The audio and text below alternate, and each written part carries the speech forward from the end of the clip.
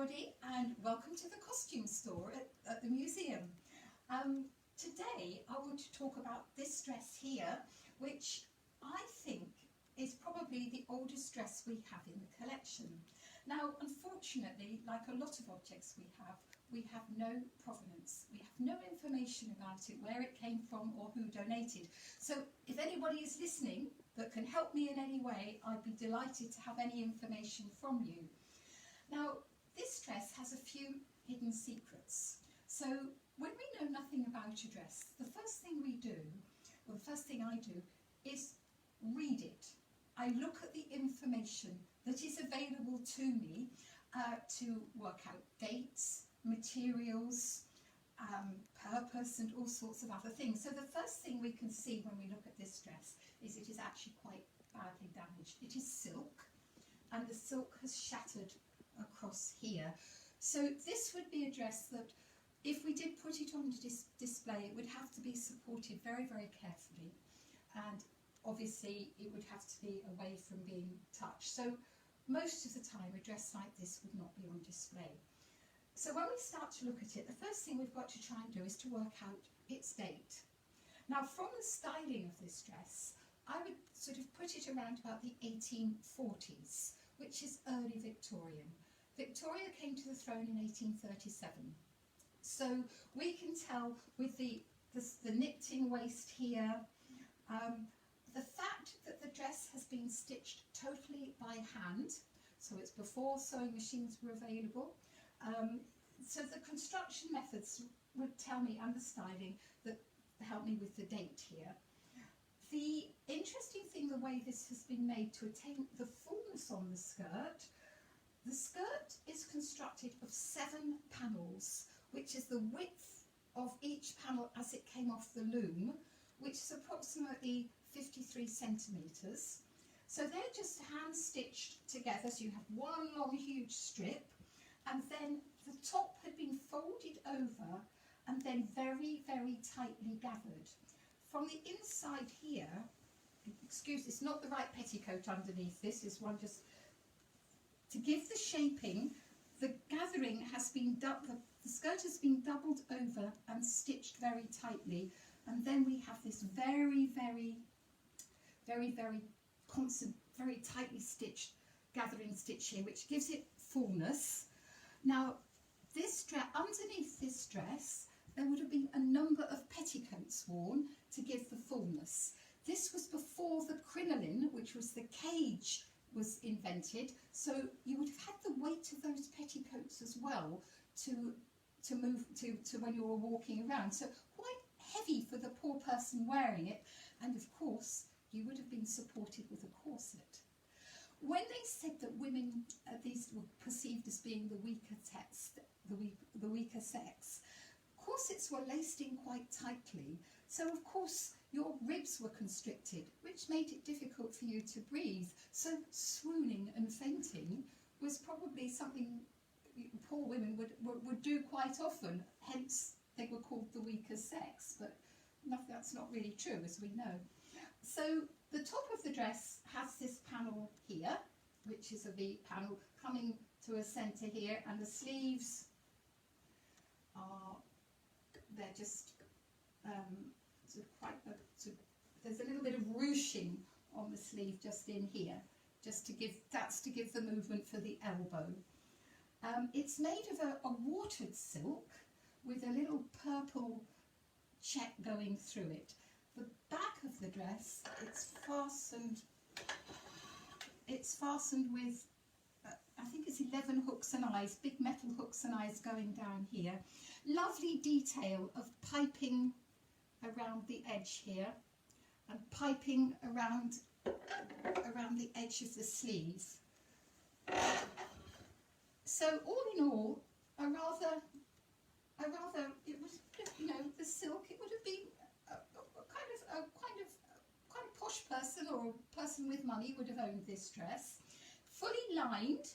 We do have some damage to the lining at the back, and also we have here, and this is where the lining's been damaged, but we also have here a panel which was always added to the bottom of skirts, and a little bit of braiding here that could be taken off and changed, because of course with your long skirt walking through the streets it would get dirty.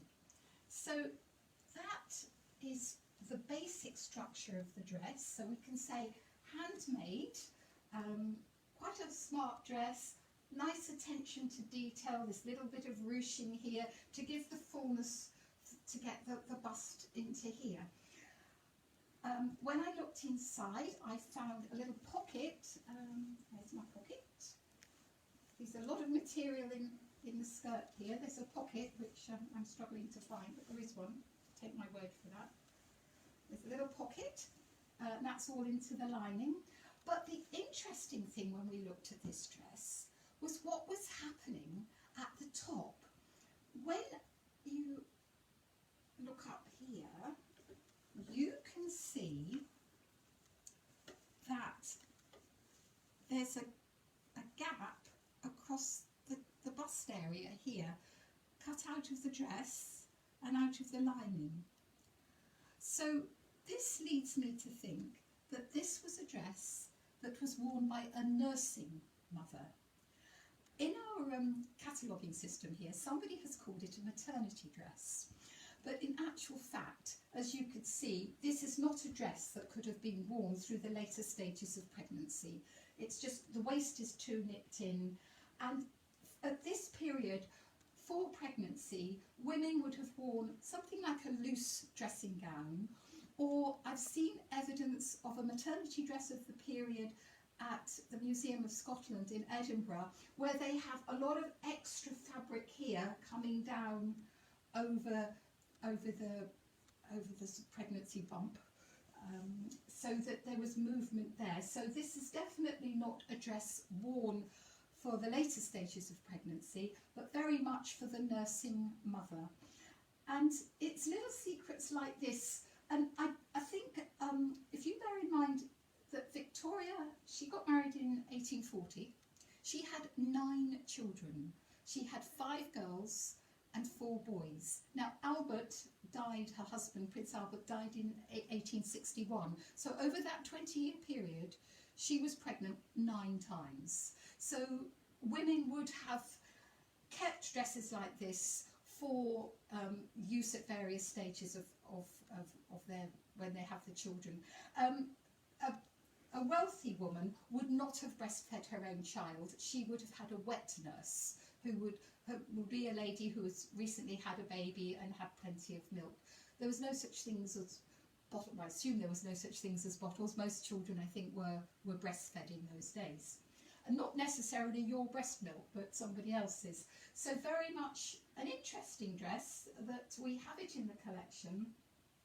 As I said, I think it's one of our oldest dresses, and it's a shame really that it's a little bit too damaged for us to have on display. So I thought we would take the opportunity for you to see it now.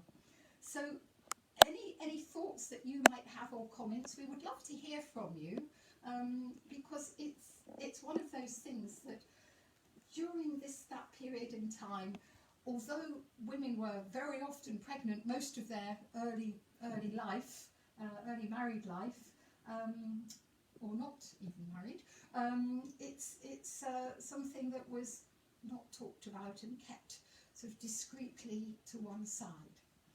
So that is where we are today with this dress, and I hope you've enjoyed having a look. I'll just say I've just got a couple of petticoats underneath it from our Floridé dresses, just to give it a little bit of fullness.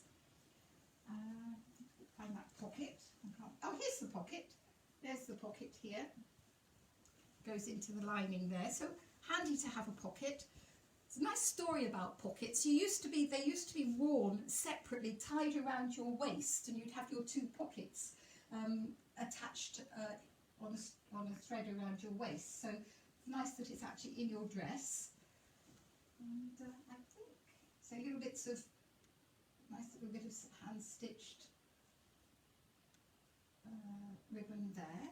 So a rather lovely dress. Just a shame, obviously being well worn and well used. So we'll be talking about another item of clothing next week. So do tune in and have a look and see what we're going to show you next week.